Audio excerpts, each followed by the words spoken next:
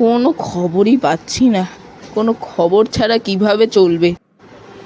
একই লেখা উঠেছে, ত্রিপুরার বাঁধ ছেড়ে দেওয়ার ফলে বাংলাদেশের কুমিল্লা, নোয়াখালী, ফেনী এসহ আরও কিছু জেলা মানুষের পানিবন্দী অবস্থায় রয়েছে।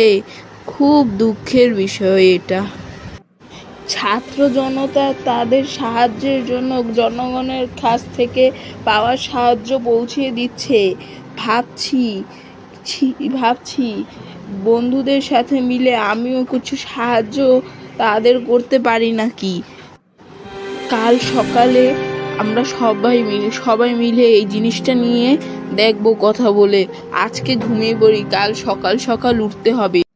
বন্ধু, আমি এসে গেছি। কি বলবি তুই? জলদি বল। আয়, এসে বস, তারপর বলছি। আচ্ছা, দাঁড়া, আসছি। আচ্ছা বন্ধু, এখন বল তাহলে। শোনো বন্ধু, আমরা কয়েকজন মিলে ফেনী ও তার আশেপাশের গ্রামগুলোতে যাই, গিয়ে সহযোগিতা করি ও পানিবন্দী মানুষদের উদ্ধার করি। আর তোমরা কয়েকজন মিলে থাকা ও খাওয়ার জায়গার ব্যবস্থা করো। আর যারা বাড়ি ছেড়ে আসতে চাবে না, তাদের জন্য তাদের বাড়িতেই বিশুদ্ধ পানি ও খাওয়ার জন্য খাবার ও ওষুধ পাঠিয়ে দাও। হ্যাঁ বন্ধু, আমিও এটা ভাবছিলাম।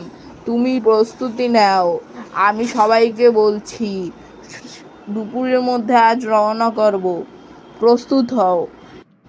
তাহলে আমি 2-3টে ট্রলার ভাড়া করছি, তুমি যাও, বন্ধুদের গিয়ে বলো।